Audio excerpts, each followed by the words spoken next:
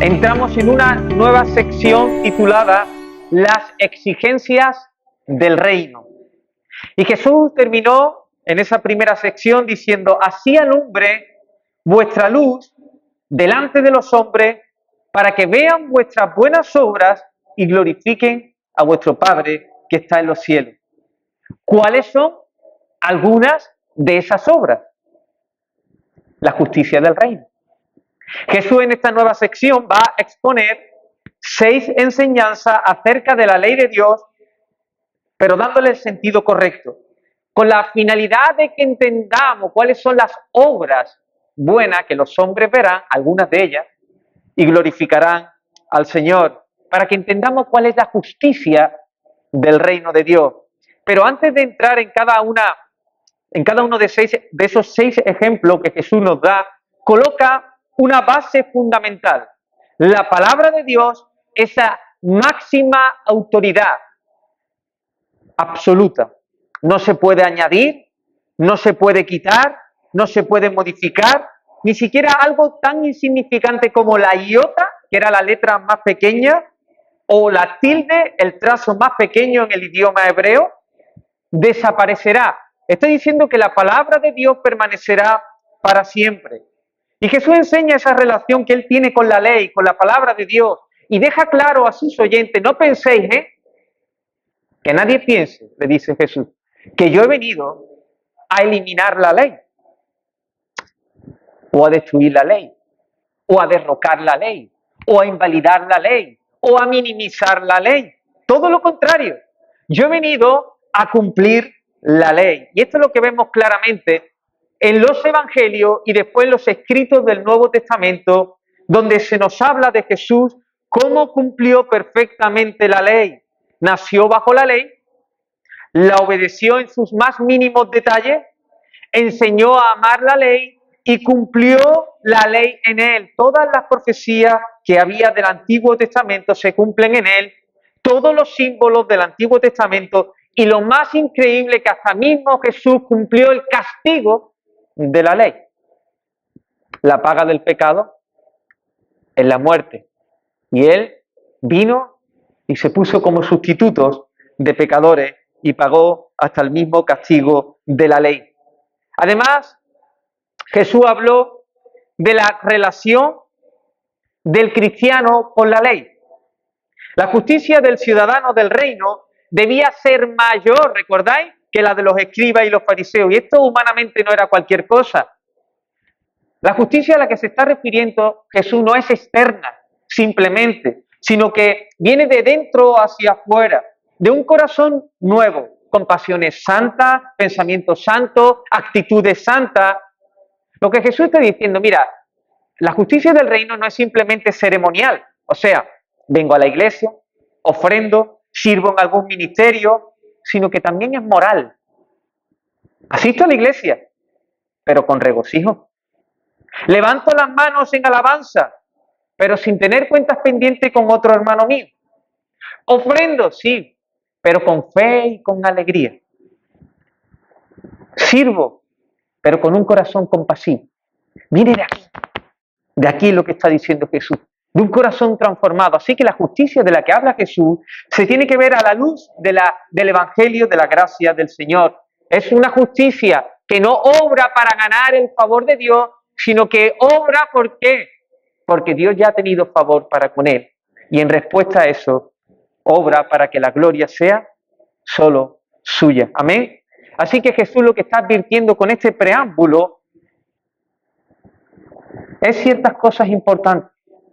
Cuidado, la palabra de Dios es la máxima autoridad.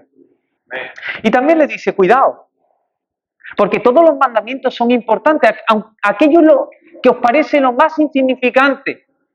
Dice: si alguien no cumple y enseña a no cumplir estos mandamientos, muy pequeño será llamado en el reino de Dios. Pero aquel que hace incluso los mandamientos aún más pequeños, aunque parezcan más insignificantes, grande será llamado en el reino de los cielos.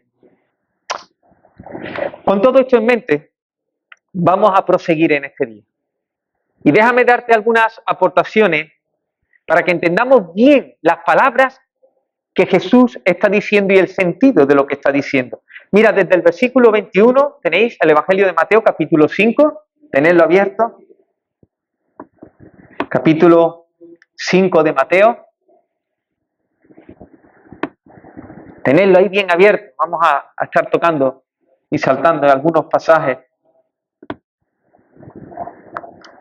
Y hoy os voy a pedir de una forma muy especial, que uséis todas las neuronas que tenéis. Y si algunas están despistadas, espabilalas.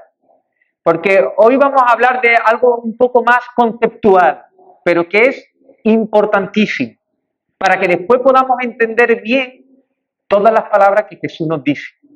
Si tienes que apuntar para que así puedas memorizar mejor o quedarte mejor con la predicación, coge apunte, coge lo que tú quieras, pero intenta usar todas las neuronas que tienes.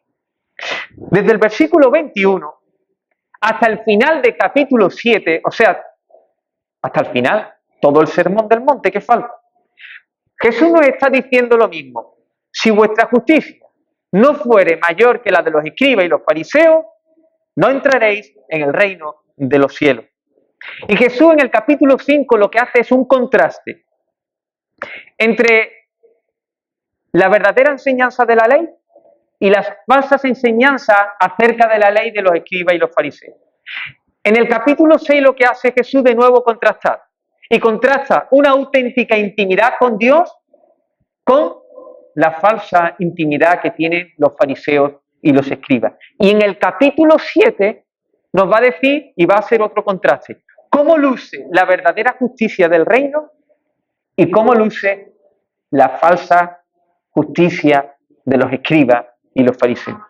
Así que estamos en el capítulo 5 y Jesús va a hacer ese contraste entre las enseñanzas de la ley y las enseñanzas de los escribas y los fariseos. Y aquí lo que Jesús está tratando de explicar es el sentido genuino de la ley. El sentido genuino de la ley. Y lo hace por medio de 6 afirmaciones concretas que vamos a examinar en estos días con sumo cuidado. Pero antes de entrar en cada una afirmación, vamos a ver en grupo, de forma general, porque hay cosas en común en todas esas 6 afirmaciones.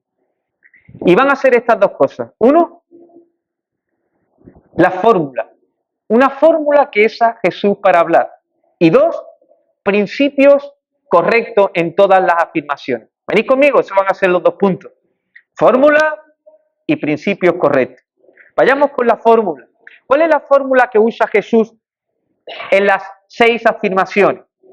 Fíjate, Mateo capítulo 5, versículo 21. Dice, ¿oísteis que fue dicho a quién? A los antiguos.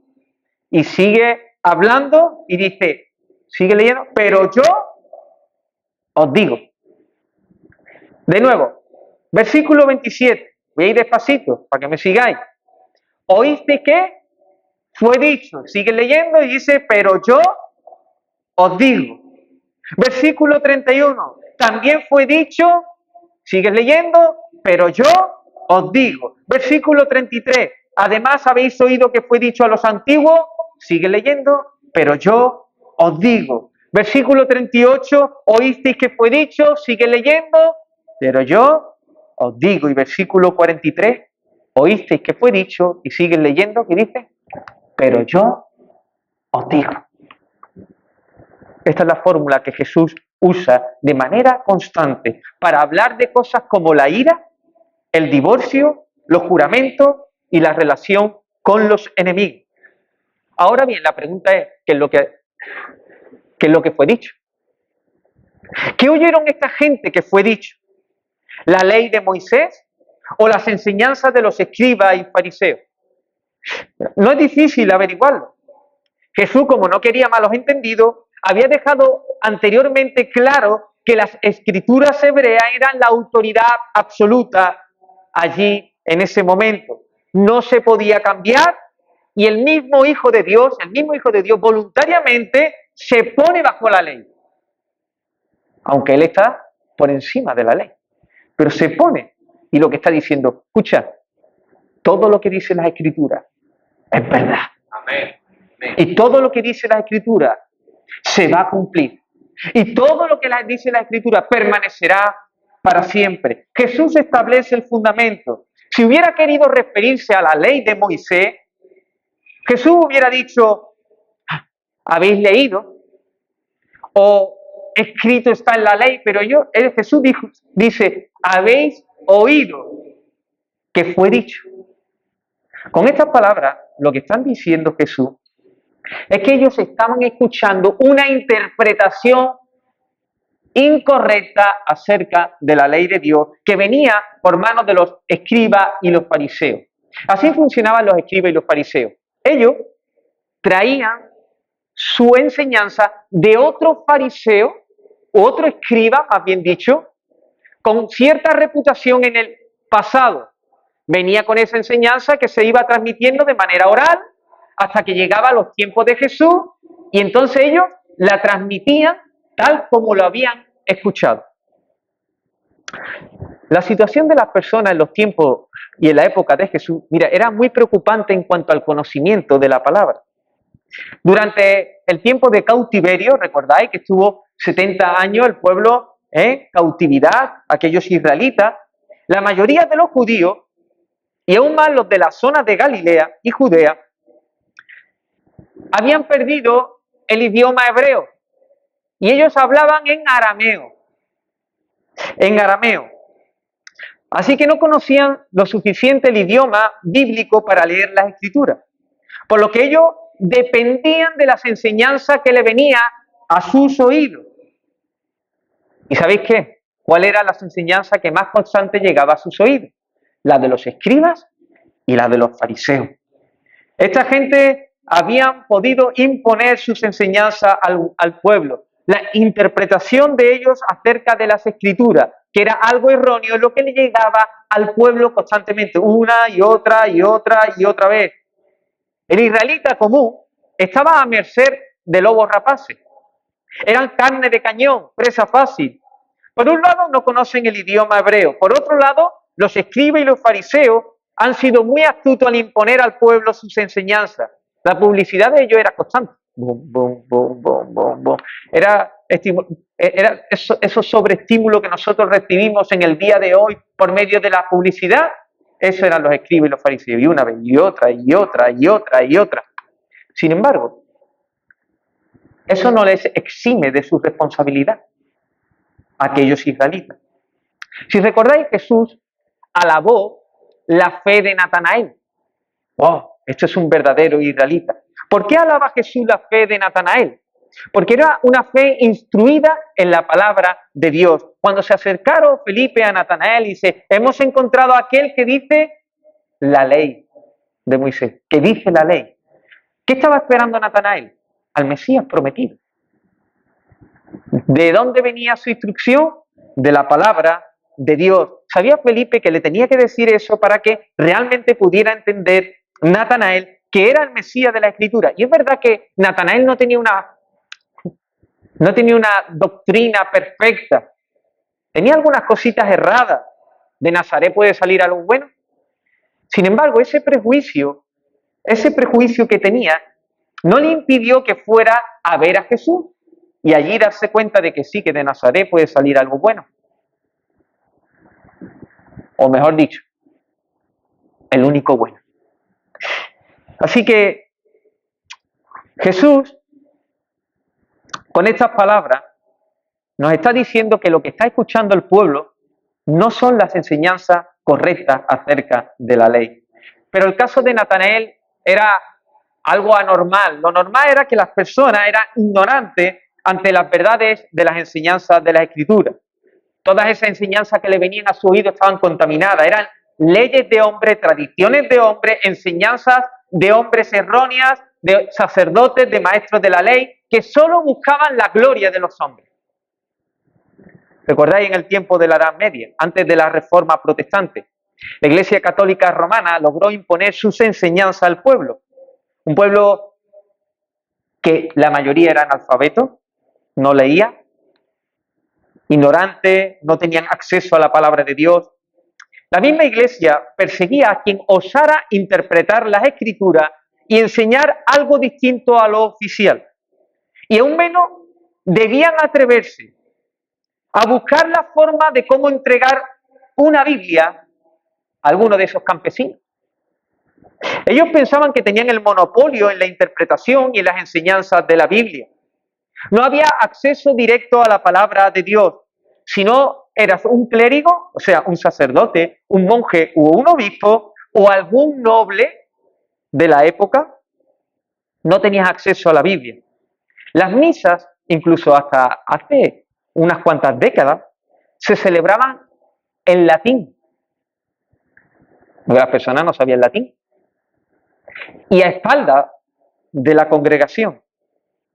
Así que las tradiciones de los hombres, las interpretaciones erróneas, se enseñaban como verdad.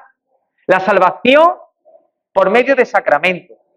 Ventas de indulgencia para aliviar el castigo de algún familiar del purgatorio. Y eso es lo que le llegaba a las personas en aquel momento. Esto es lo que pasaba en el tiempo de Jesús. Sustituyeron la autoridad de la palabra por cosas puramente de hombre.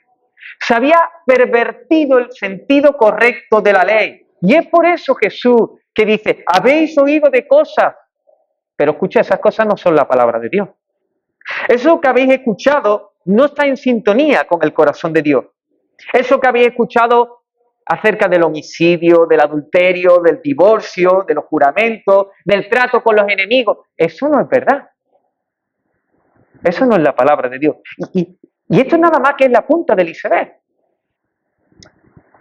Pero Jesús no solo critica, no solo dice, sino que la fórmula continúa. Habéis dicho, habéis escuchado por los antiguos, pero yo os digo. Pero yo os digo. Hermanos, si estuviéramos en una mente judía de aquel tiempo, diríamos, esto es un atrevimiento. Esto es una osadía. Algunos dirían, esto es un disparate. ¿Cómo?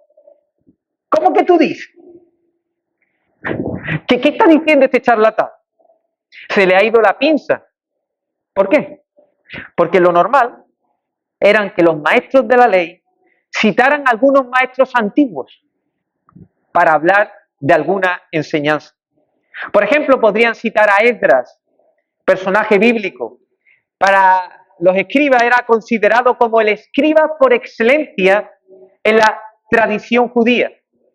Su influencia fue tan significativa, la influencia de Esdras, que muchos lo consideraban como el iniciador de la tradición de la ley, de la interpretación de la ley. Y había otros maestros en aquel tiempo que se citaban. Por ejemplo, Hillel, el viejo, con unas interpretaciones más flexibles y humanitarias de la ley. También había otro maestro que era Shammai, con una interpretación más estricta y rigurosa. Otro maestro era Antígono de Soco, que parece que fue tan influyente en la tradición farisea posterior. Por lo tanto, cuando ellos iban a hablar o iban a enseñar acerca de la ley, o acerca, por ejemplo, del adulterio o de cualquier otro tema, decía, Rabí Shammai dice, según las palabras de Hillel, se puede dar carta de divorcio a una mujer que responda mal a los padres de los esposos, del esposo. Según Antígono, en el día de reposo no se puede hacer tal o tal cosa. El problema no era citar a Esdras o citar a estos tipos de maestros. El problema es que ellos debían cerciorarse de que esas enseñanzas se ajustaban a la palabra de Dios. Y eso para ellos no les importaba.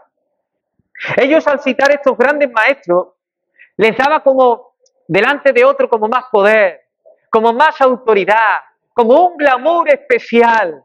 Y eso es lo que hacía que ellos citaran a esos personajes. No les interesaba conocer el verdadero sentido de la ley. Querían su propia gloria. Y entonces citaban a los antepasados para que les diera la oportunidad de lucirse. No lo cuestionaban, no comparaban esa enseñanza con las escrituras, nada. Ellos nunca vinculaban la interpretación de las enseñanzas con la ley de Moisés. Ellos no decían escrito está. ¿Recordáis quién lo decía? ¿No? Ellos según Gilad, según Shammai, según el rabí. Pero ellos usaban este tipo de frase para hacer creer a las personas que lo que decían era autoridad divina. Pero no era así. Mencionaban el nombre de algún antiguo para reforzar la idea de cómo se tenía que aplicar la ley en la vida diaria. Así que si alguien tenía autoridad para enseñar, tenía que citar ¿a quién? A un maestro antiguo y que fuera una persona dedicada por completo a la tarea de enseñar la palabra de Dios. Y aparece Jesús. ¿Recordáis que en algunas veces le dijeron, ¿tú con qué autoridad haces esto? ¿Con qué autoridad? O sea, le estaba diciendo, ¿de qué escuela vienes? ¿Eres fariseo? ¿Eres saduceo? ¿Con qué autoridad? Aparece Jesús y aparece en escena y les dice, no penséis que he venido a derrocar la ley sino a cumplirla. Las escrituras son la máxima autoridad. Habéis escuchado enseñanza de los escribas y los fariseos, de los antiguos, pero eso son cosas erróneas. Alguno podría levantarse y decir, a ver, espérate, Jesús, es que lo dijo Giles. ¿Y qué? Pero, a ver, Jesús, pero, ¿y Shammai? Este era estricto, era riguroso, era un tío que quería cumplir la ley a cabalidad. Y Jesús diría, ¿y qué? Bueno, ¿y qué me dices tú de Antógono, este de Soco? La palabra de Dios es la máxima autoridad. La palabra de Dios. Si estuvieran algunos, dirían en aquella época de la Edad Media, ¿qué lo dijo la Iglesia Católica Romana, la de toda la vida? Ni es de toda la vida, ni es iglesia aquella que no persevera en la palabra de Dios. Ya sea cualquier iglesia, cualquier denominación, sea protestante, evangélica, cualquier iglesia que se aleja de las doctrinas fundamentales de la palabra de Dios, deja de ser iglesia. Así. Queridos, el Señor está estableciendo aquí cosas muy, muy importantes. Muy importantes. En los evangelios encontramos cómo Jesús, en día de reposo, sanó a un paralítico, al paralítico de Betesda, ¿recordáis? Después que vieron los religiosos a ese paralítico andando y con su cama, le dijeron, ¿qué haces? ¿Qué haces con tu cama? ¿Por qué cargas el día de reposo? Dice, el que me sanó, me dijo que cogiera mi lecho y que andara. ¿Y quién es ese? Finalmente lo encontraron y era Jesús. Y Jesús le dice las siguientes palabras a estos judíos. Cuando podáis leer el capítulo 5 de Juan, os voy a decir solo algunas palabras. Dice, mi Padre hasta ahora trabaja y yo trabajo. Las obras que yo hago dan testimonio de mí. El Padre me ha enviado. Nunca habéis oído su voz, ni tenéis su palabra morando en vosotros. Escudriñad las Escrituras, no los antiguos, sino las Escrituras. Fíjate lo que le di. Esto lo he añadido yo, no los antiguos. Pero escudriñad las Escrituras sí. Pero mira lo que le dice Jesús. ¿Cómo podéis vosotros creer? Pues buscáis gloria de los unos de los otros. No penséis que yo voy a acusaros delante del Padre. ¿Hay quien os acusa? Moisés, en quien tenéis vuestra esperanza. Y fíjate lo que leí. Porque si creyereis a Moisés, me creeréis a mí. Porque de mí escribió él. Pero si no creéis a sus escritos, ¿cómo creeréis mis palabras? ¿Te das cuenta cómo Jesús ha entrado en escena? Pero yo os digo. Jesús no entra con una sola autoridad por encima de los antiguos, sino que su autoridad está respaldada por su testimonio. Jesús no está dando una nueva ley, sino el sentido correcto de la ley. Jesús, el Hijo de Dios, Dios mismo hablando, el Hijo del Hombre, el profeta en mayúscula, el maestro de maestros. Bendito sea nuestro Señor que no nos ha dejado a oscuras, porque nos ha dejado su Espíritu, nos ha dejado su palabra escrita para que nosotros examinásemos todas las cosas a la luz de ella. Amén. Así que con esta fórmula Jesús lo que está haciendo es dar el sentido correcto acerca de la ley. Entremos en el segundo punto. Hemos dicho que a continuación Jesús va a hacer 6 afirmaciones con respecto a 6 mandamientos acerca de la ley.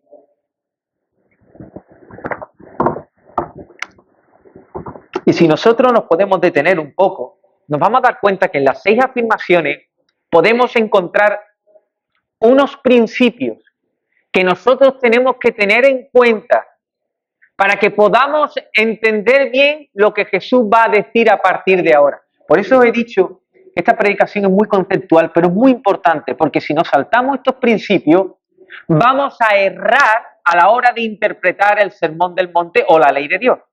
Y necesitamos entender estos principios. Vamos a dar 4 principios. En primer lugar, lo que Jesús nos está refiriendo cuando tú ves esas 6 afirmaciones, que lo importante es el espíritu de la ley, no solamente la letra. El espíritu de la ley, no solamente la letra. Cuando Dios entrega la ley, no es para que sea algo estático, mecánico. La ley es algo vivo. Cuando hablamos del espíritu, hablamos de algo más ambiguo, algo que no tiene forma, y por eso nacen las dificultades. La letra le da cuerpo al espíritu. Por ejemplo, vamos a imaginarnos. Yo creo que en el puerto de Santa María se llama así, a estos heladitos que tienen los niños y bebés, Polo Flash. Aquí en Jerez creo que es Flash. ¿Cómo lo llamáis en otro sitio? ¿Cómo? Flash, ¿no? Es Flash. Y Polo Flash. Bueno, todos conocéis, ¿no? ¿Cuál es ese heladito? Pues yo quiero que te imagines por un momento. Vamos a hacer una comparación. El envase de ese Polo Flash, podríamos compararlo con la letra. El líquido con el espíritu. ¿Vais bien conmigo? El espíritu. El liquidito es lo que se bebe. El contenido. Muy bien. Si mi énfasis lo pongo en el envase, y yo quiero que el envase quede bonito, a mi gusto, el contenido lo tengo que congelar. De esta manera, entonces, se hace rígido, se hace duro, pero pierde sabor. Pierde sabor. Cuando tú congelas algo, pierde sabor. Esto ocurre cuando le damos más importancia al envase. Si le damos más importancia al envase, será necesario que el líquido esté congelado para cubrir el envase y quede muy bien. Así mismo pasa con la letra. Cuando nosotros le damos el énfasis a la letra y olvidamos el contenido, el espíritu de la ley se vuelve algo rígido y algo frío. Sin embargo, si mi énfasis está en el líquido, lo puedo dejar descongelado. ¿Por qué? Porque así puede fluir, moverse, es dócil, es manejable, no pierde el sabor, pero también puede estar fresquito. A mí me gusta más líquido, que quede liquidito. Así ocurre cuando le damos el énfasis al espíritu. Por tanto, debemos entender que sobre todo lo que cuenta, ¿para qué quiere un envase? Tú quieres líquido. Lo que cuenta realmente, y es lo más importante, es el espíritu que hay detrás de la ley. Tranquilo, tenedme paciencia. Voy a intentar de dar algunos ejemplos para que podamos entender esto. Recuerda al apóstol Pablo, en 2 de Corintios, habla de la letra mata, más el espíritu vivifica. Tomemos, por ejemplo, la cuestión del homicidio, que viene a continuación. Los fariseos y los escribas creían que habían cumplido la ley o ese mandamiento cuando ellos no mataban a nadie, literalmente. Así que ellos decían, no matarás. y dice, ya está, yo no he matado a nadie hoy, he cumplido la ley. Y no se está dando cuenta del espíritu que hay detrás de la ley, el cual solamente no quiere decirme que no mate literalmente, sino que mi actitud respecto a los demás debe ser justa y amorosa y debo respetar la dignidad de todo el mundo. Pero ellos no lo veían. Ellos se quedaban con la letra. La letra dice que no matarás, se acabó, pero no veían lo que había detrás. Y esto mismo podemos hacer incluso con el mismo Sermón del Monte. Nos podemos quedar simplemente con la letra y no con el espíritu. Y esto nos puede llevar a errar en nuestra interpretación, incluso nos puede llevar a hacer cosas absurdas. Por ejemplo, en el Sermón del Monte nos dice que cuando un enemigo te diga, esto pasaba allí en el tiempo de los romanos, si un romano a un judío le decía, mira, el romano iba cargado y veía a un judío, llévame una milla más, esta carga. ¿Y Jesús qué le dice? ¿Una milla? Llévale 2 millas, otra milla más. Pero imagínate en ese caso, que le dice, mira, llévame una milla, y él le lleva 2, y le dice el romano, ¿me podría echar otro cable y llevarme otra milla? No. Jesús dijo, una milla más. A ver, la primera la entiendo. Jesús dice, una milla más, pero si hago esto, mire, quiero hacerlo, pero es que si lo hago, ya estoy en contra de las Escrituras. La letra mata. No estaba viendo el espíritu entonces. Cuando nos habla de que tenemos que poner la otra mejilla, Jesús no está diciendo que hagamos el ridículo. ¿Qué quiere decir eso? Bueno, pongo la mejilla y si ahora te pongo, dame la otra, dame la otra, dame la otra. Cuando Jesús dice, mira, el que te pida, dale. El que te pide prestado, dale. Pero hermano, no siempre debemos dar. Depende.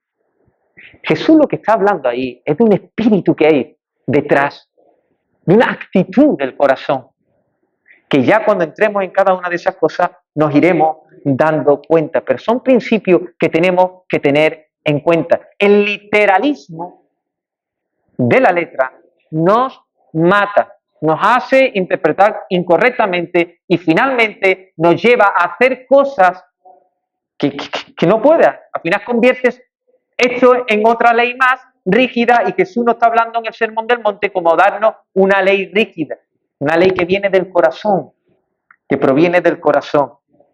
Una persona lo ilustró de la siguiente forma.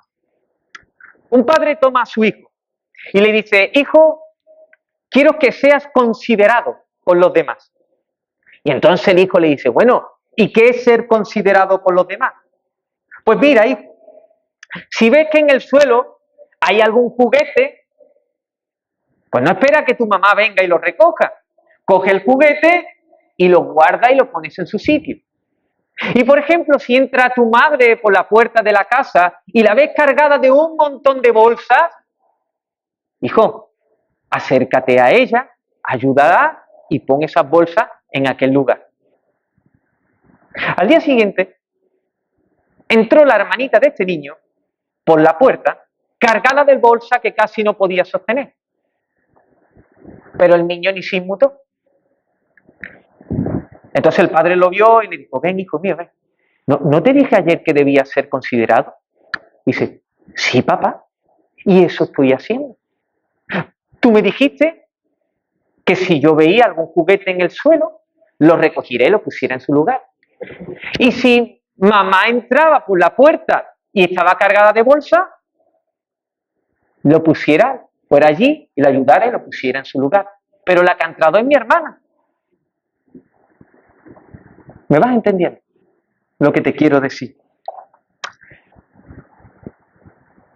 La letra, no solo tenemos que fijarnos en la letra, sino en el espíritu, sobre todo, que hay detrás. Y eso es lo que le pasaba a los escribas y los fariseos. Que ellos decían, no matarás, cumplido. Como no ha adulterado físicamente, he cumplido. Así que este primer principio tenlo en mente a la hora después de considerar todo el Sermón del Monte. En segundo lugar, lo que Jesús nos está hablando en estas 6 afirmaciones es que la obediencia a la ley no solo son con hechos, no hay que cumplir la ley solo con actos externos, sino también con pensamientos, con deseos, con lo que se mueve dentro de nuestro ser. Un fariseo, como hemos dicho, tomaba la lista de leyes y le dice, ¿he matado a alguien hoy? No, he cumplido la ley. ¿Me ha acostado con una mujer que no sea la mía? No, he cumplido la ley.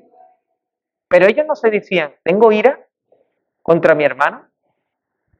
¿He insultado a alguien con mis pensamientos? ¿He despreciado a alguien?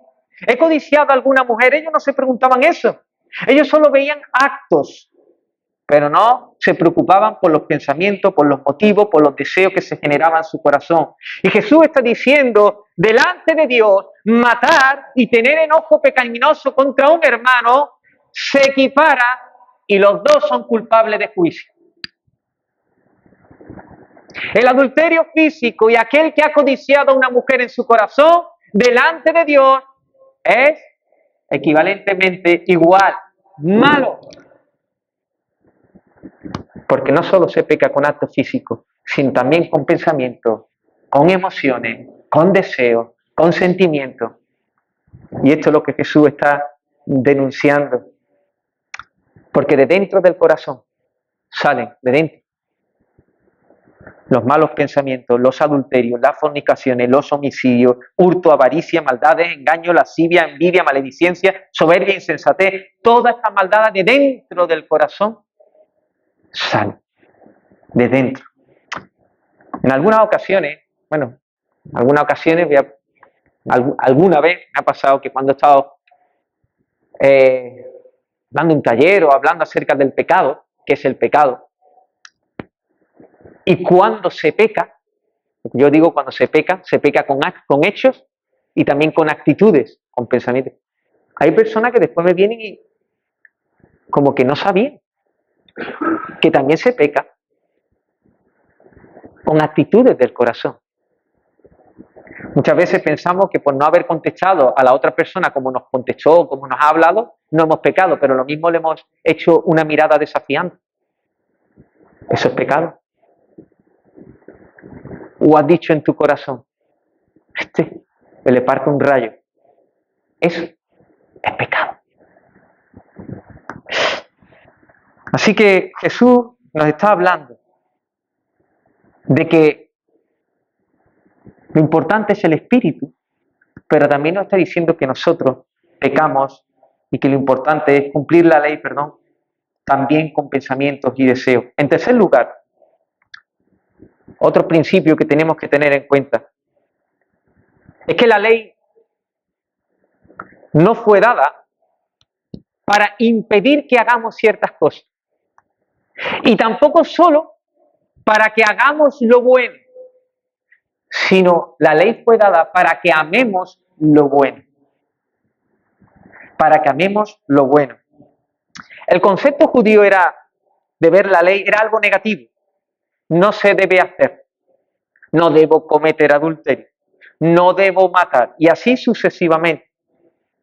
En Marcos capítulo 3, versículos del 1 al 4, se dice que Jesús entró de nuevo a una sinagoga. Y había allí un hombre con la mano seca y entró el día de reposo. Había allí un hombre con la mano seca. Y entonces querían tentar a Jesús. Dice, a ver si es capaz de sanarlo.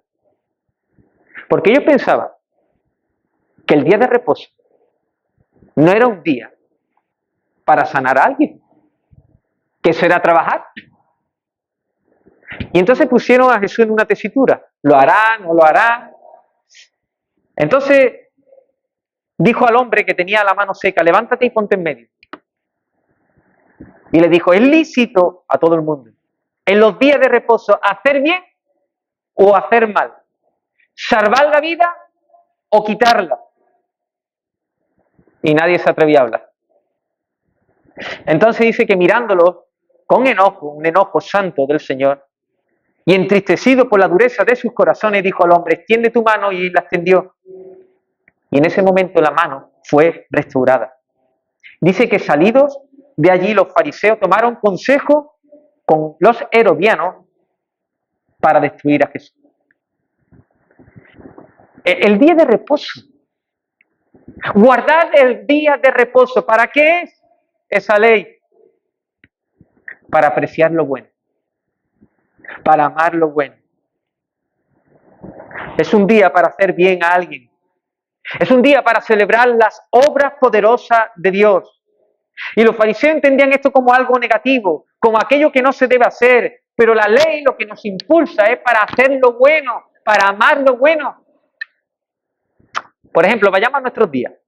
Te topas con la siguiente exhortación. No dejaros de congregaros como algunos tienen por costumbre. Y entonces miras esto y dices, anda, no debo faltar a la iglesia. No está bien que falte. Esa actitud es puramente negativa. Y eso puede hacer creer que el asistir a la iglesia, tú ya estás bien. La cuestión es que esta exhortación nos anima a que la congregación de los santos sea una prioridad en nuestra vida. Esta exhortación nos lleva a que podamos considerar que lo que pasa en medio de la reunión de los santos no pasa en otros lugares, porque el Señor se manifiesta. Esta exhortación nos lleva a amar mucho más la congregación, a hacer lo bueno en medio de esos días. Voy a venir a la casa del Señor, voy a venir a adorar con otros hermanos, voy a venir a escuchar la bendita palabra. Oh, tengo que ir a la iglesia. No, esa no es la intención de la ley. La intención de la ley es que promueva en nosotros el amar lo bueno. Y lo bueno es la comunión de los santos. Amén. Qué privilegio pertenecer a una familia. Eso viene de esta ley, o de este mandamiento, mejor dicho. El salmista dijo, oh, cuánto amo yo tu ley. Todo el día es ella mi meditación. Si tú vieras la ley como algo negativo, ¿cómo puedes decir estas palabras? No toque, no mire, no haga. Todo el día ella es mi regocijo. ¿Habrá algo más en la ley? ¿Habrá algo más? Pues sí, hermano. Y la ética del Sermón del Monte debe ser también así. Nos debe llevar a ver otras cosas, no a ver solo provisiones. Estas exigencias del Sermón del Monte fomentan nuestro desarrollo espiritual. Lo que pasa aquí en el Sermón del Monte es cómo nos habla el Señor de la libertad de los hijos de Dios. La libertad gloriosa de los hijos de Dios. Nosotros decimos no matar, no enojarse pecaminosamente. Eso nos debe estimular a buscar la paz. Este mandamiento de no matarás, de no albergar enemistad, me da libertad para no estar en resentimiento. ¿Te das cuenta? No codicies a una mujer que no sea la tuya. No la codicies. Wow, la codicia. No, esto me está dando. Me está dirigiendo a ver a mi mujer y verla como un regalo del Señor y a recrearme en su amor y tomar del manantial que Dios me ha dado y ver a las otras mujeres de una manera correcta, con dignidad. Esto es lo que hacen los mandamientos. No resistáis al que es malo. Cuando pide, dale, ir una milla más. Esto me libra de un estado de frustración, de una queja que enferma al espíritu. Este mandamiento, hermano, de amar a los enemigos, nos está dando la oportunidad de imitar a Jesús, el cual nos amó a nosotros cuando aún éramos enemigos de Dios y pecadores. Esto es una oportunidad. Venga, adelante. Imítame. Buah, que este jefe en el trabajo me tiene no sé qué, no sé cuánto, que ver. Ámalo. Ámalo. Ámalo. Y entonces eres libre. ¿Te das cuenta? Eso es lo que hace los mandamientos del Señor. Y en cuarto lugar, En cuarto lugar, la ley de Dios y las enseñanzas de la palabra tiene el propósito de que conozcamos a Dios. ¿Qué quiero decir? Que los mandamientos de Dios no son un fin en sí mismo. Para los fariseos sí lo eran. Los fariseos decían, bueno, ya he cumplido la ley por no postrarme delante de un ídolo, como esos gentiles. Yo no he robado como ese publicano. Estoy bien. Yo no he adulterado como esos bárbaros que hay por allí. Así que va todo bien. Y Jesús dice, no, yo os digo. Lo que escucháis no es la ley. La ley no termina en haber cumplido ese código ético. Además, es imposible cumplirlo. La ley tiene otro propósito superior. Jesús está diciendo, los mandamientos deben guiaros hacia mí. Y yo os guío hacia el Padre. El fin de la ley soy yo. En el final de la carretera estoy yo. La ley os muestra el carácter santo y justo de Dios, pero la ley también os muestra vuestra imposibilidad de cumplirla. Y entonces os dirige hacia mí, que soy el único que os puede salvar. Yo soy el único que puede restaurar la relación con Dios. La ley os lleva hacia mí, la ley os dirige. Y ahora que vosotros sois mi discípulo, la ley os sirve como un instrumento para fomentar una buena relación conmigo, con mi Padre. Si me amáis, guardad mis mandamientos.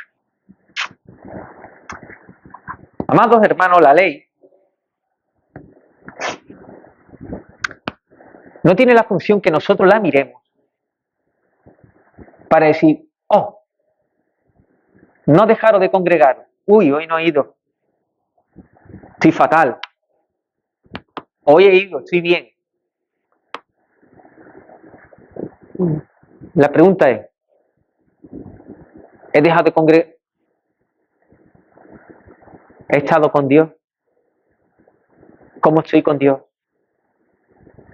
La cuestión no es decir, hoy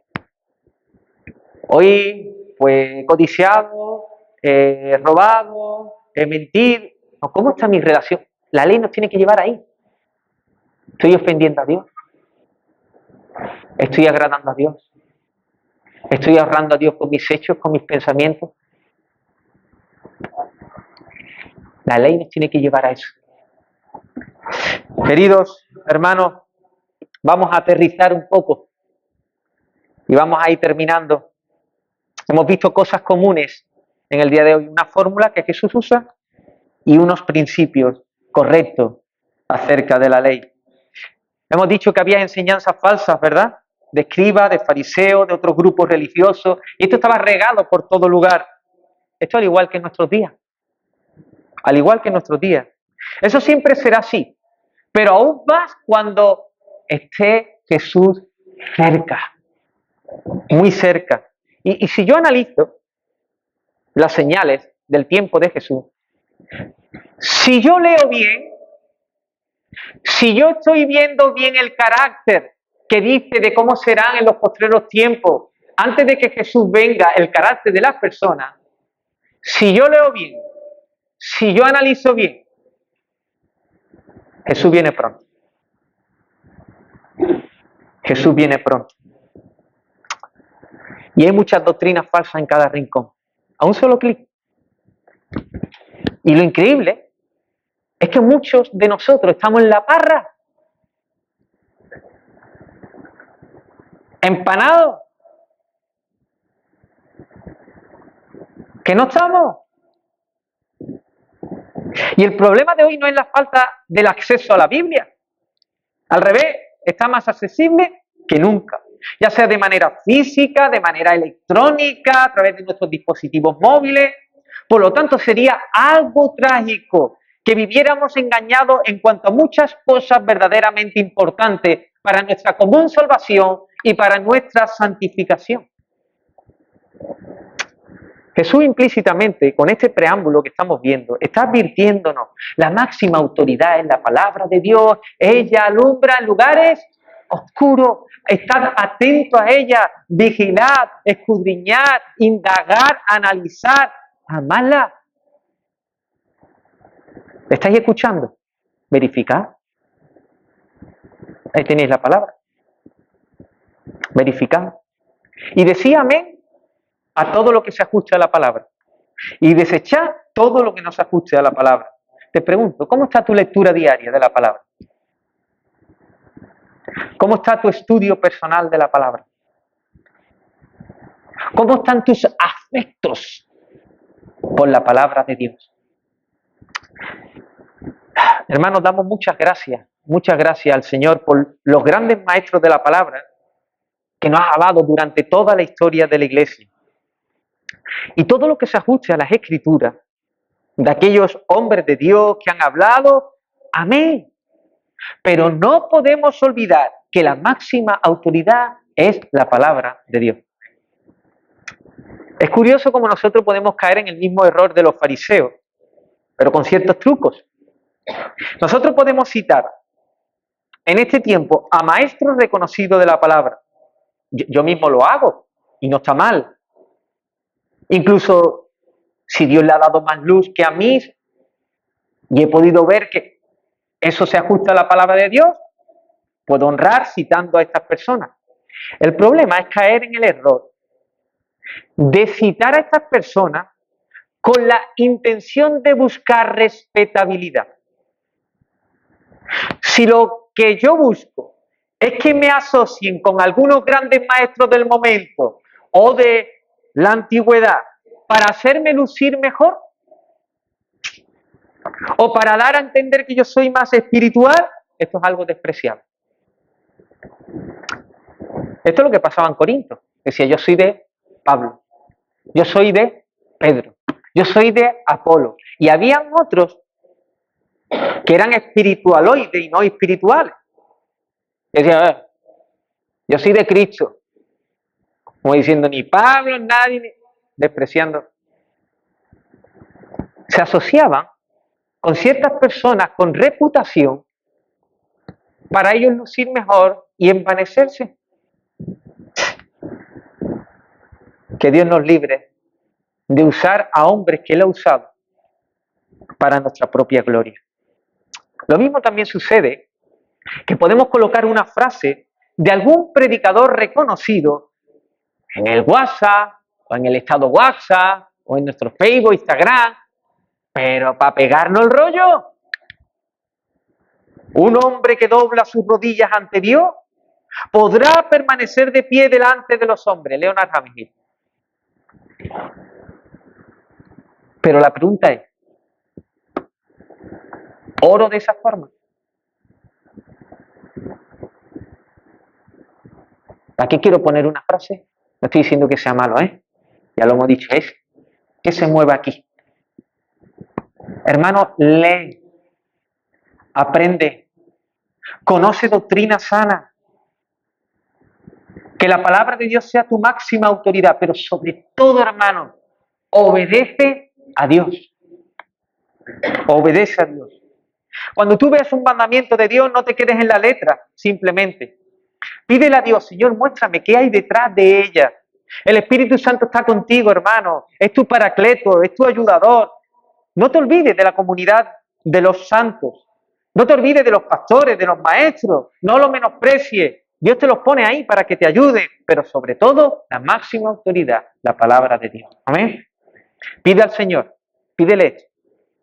Señor, cuando yo vea un mandamiento, dame una visión más amplia de lo bueno que hay ahí en ese mandamiento. Señor, ¿qué quieres decirme? ¿Qué debo amar aquí? Pídele eso al Señor. Acuérdate de cumplir la ley no solo de hechos. Si te quedan los hechos, te vas a volver un tirano, un religioso, un fariseo. Te vas a pudrir espiritualmente. Pregúntate, ¿cómo pienso? ¿Por qué he pensado esto? ¿Por qué siento esto? ¿Por qué deseo esto? Esto también está incluido en la ley. Y si has pensado mal, hermano, si has deseado mal, si has sentido mal, ven al Señor, que está presto para perdonarte, para levantarte y para restaurarte. Amén. Acuérdate que lo importante de la ley no es los mandamientos, sino que la ley nos lleve a conocer a Dios, a conocer a Dios. Acuérdate de nuestro amado Salvador, que es nuestro mayor ejemplo. Jesús enseñó el buen sentido de la palabra. Incluso citó en su vida a ciertos personajes bíblicos y al Espíritu Santo también. Pero se aseguró de cumplir la palabra de Dios. A eso vino y se puso bajo la ley, la enseñó, la cumplió y llevó el castigo de la ley, como hemos dicho antes. Él es el único ser digno de ser llamado grande en los cielos. A él se le ha puesto un nombre que es sobre todo nombre, para que en el nombre de Jesús se doble toda rodilla. Y este hombre, y este Dios nuestro, nos dice estas siguientes palabras con las que quiero terminar en Apocalipsis, que le dijo a la iglesia de Filadelfia. Dice, por cuanto has guardado la palabra de mi paciencia, yo también te guardaré de la hora de la prueba que ha de venir sobre el mundo entero, para probar a los que moran sobre la tierra. Y escuchen, he aquí, yo vengo pronto. Retén lo que tienes, para que ninguno tome tu corona. Al que venciere, yo le haré columna en el templo de mi Dios, y nunca más saldrá de allí, y escribiré sobre él el nombre de mi Dios y el nombre de la ciudad de mi Dios, la nueva Jerusalén, la cual desciende del cielo de mi Dios, y mi nombre nuevo. El que tiene oído, oiga lo que el Espíritu dice a las iglesias. Oramos. Señor, bendito es tu nombre. Te damos gracias. Gracias por tu palabra. Guíanos hacia ella. Guíanos hacia toda verdad, Señor. Queremos honrarte a ti, Señor. Queremos agradarte a ti. Señor, que podamos ser una iglesia llena de ti, llena de tu Espíritu, donde mora en abundancia la palabra en nuestros corazones. Queremos amarte, Señor, a ti. Y queremos verte a través de la palabra. A ti, conocerte a ti, tener una relación contigo, disfrutarte a ti, Señor. Señor, si alguna persona aquí no te conoce, Señor, te pido que tú te acerques, que tú abras su entendimiento,